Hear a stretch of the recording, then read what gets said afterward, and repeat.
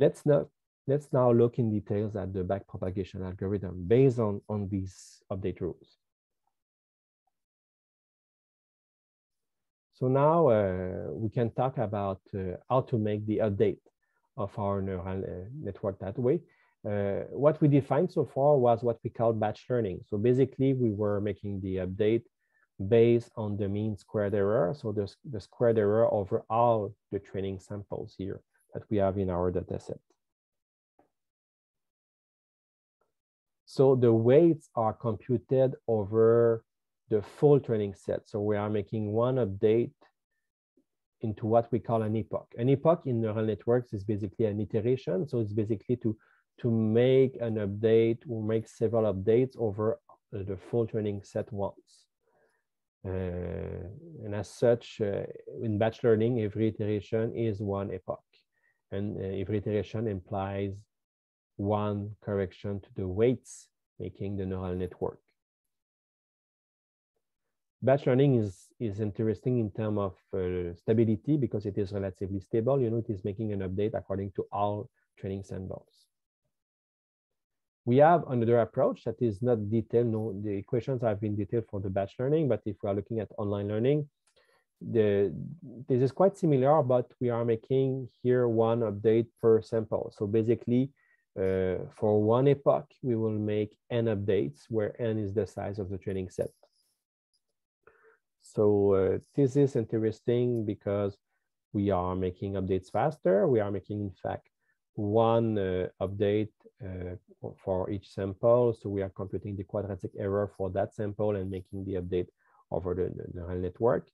But this required to make a random permutation of the samples at each epoch to avoid bad sequences. For example, if we see all samples from one class at first and all samples from the other class after that, the neural network may learn at first to be really good and say that everything is from the first class and then unlearn everything to go to the second class and so on. So we need to mix the data into some random orders, and basically we want to shuffle this at every iteration to avoid being in a bad sequence.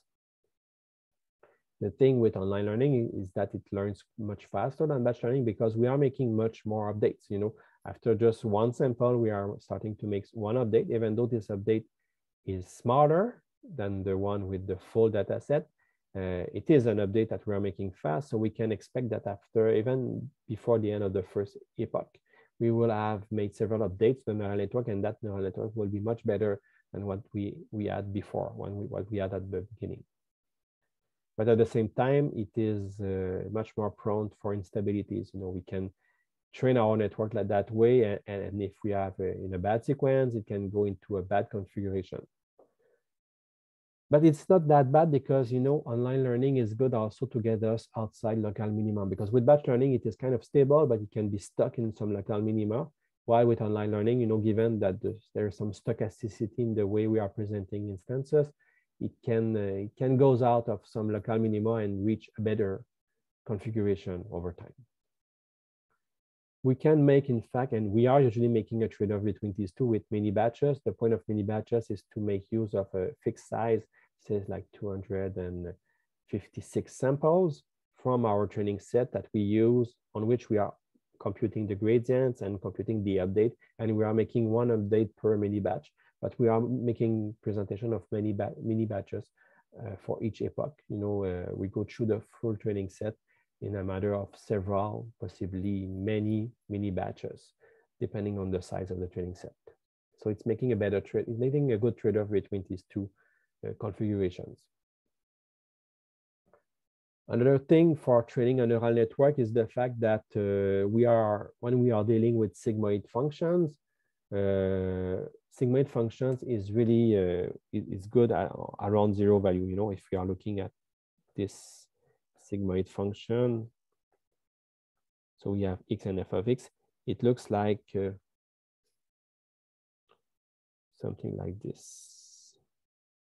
So basically it goes close to 0 and close to 1 with really close to 0 with negative values, close to 1 with positive value, and around 0.5 at 0 for when x is equal to 0.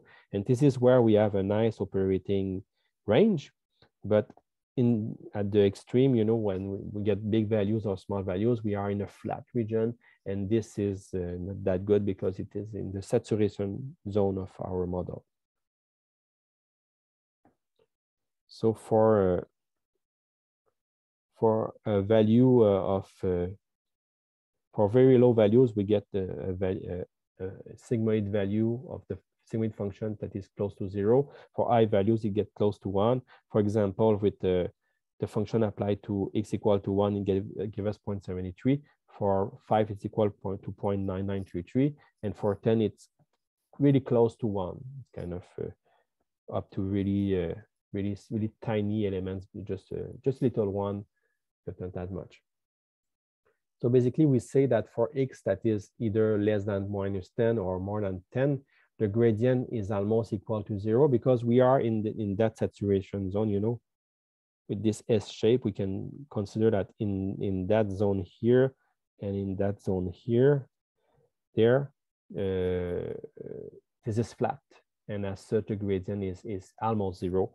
And so gradient descent will not be super useful. It will tend to learn very slowly.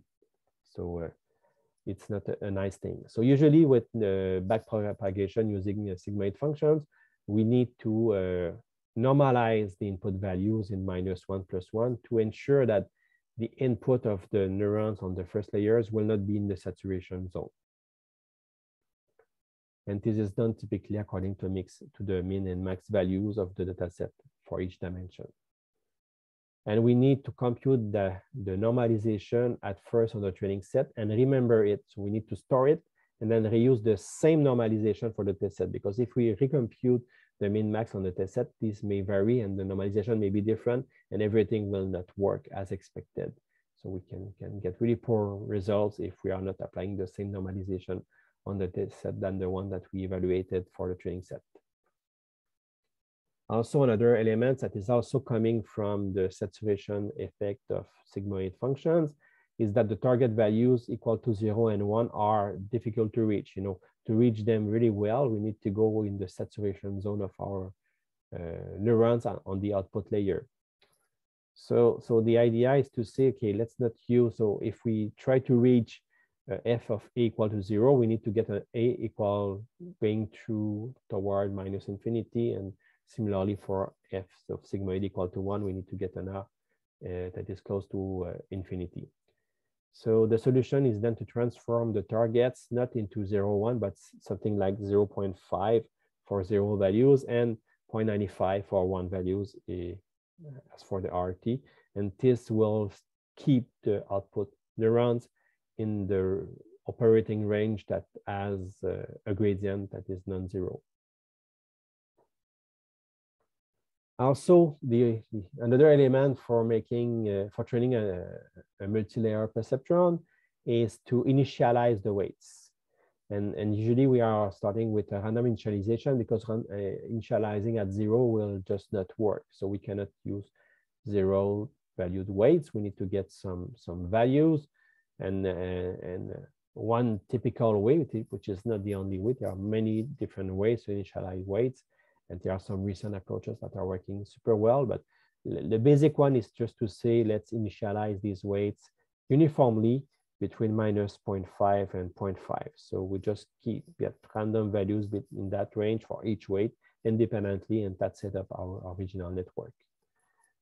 And as such, you know, given that we are initializing the algorithm from random weights, we consider the MLP, the multilayer perceptron, as a stochastic algorithm, in the sense that from one run to the other, we can get much different results just because of the initial weights that we use for training our network. So in one configuration, we get some results, in one another will be something quite different. So the backpropagation algorithm, which we call simply backprop, consists of that thing. So at first, we will need to normalize the data in the range -1, 1, and we adjust the target outputs if we are using sigmoid function as the output for like 0.05 and 95 as target. And then we are initializing the weights, and bias randomly says uniformly between -0.5 and 0.5. And as long as the stop criterion is not reached, says a maximum number of epochs or some stagnation in the learning rate or some, I would say, other values like cross-validation rates for evaluating whether or not we reach a point of where there's no gains in terms of generalization. These are different criteria to use. We will loop over the network by making such updates. So at first, we will calculate the observed output by propagating forward the data. So we just put the data as the input and we check the output that we obtain from a neural network with this input data.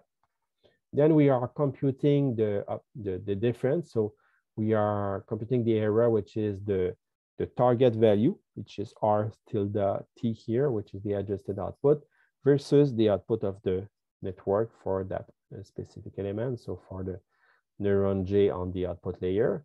So with this error, we are then adjusting the weights and bias by backpropagating the observed error. So we are making use of backprop, and each weight is updated according to that rule. So that's the delta rule. So the nice thing is that we capture in the delta the modification to apply, which is the same for all weights, being output layers of hidden layers.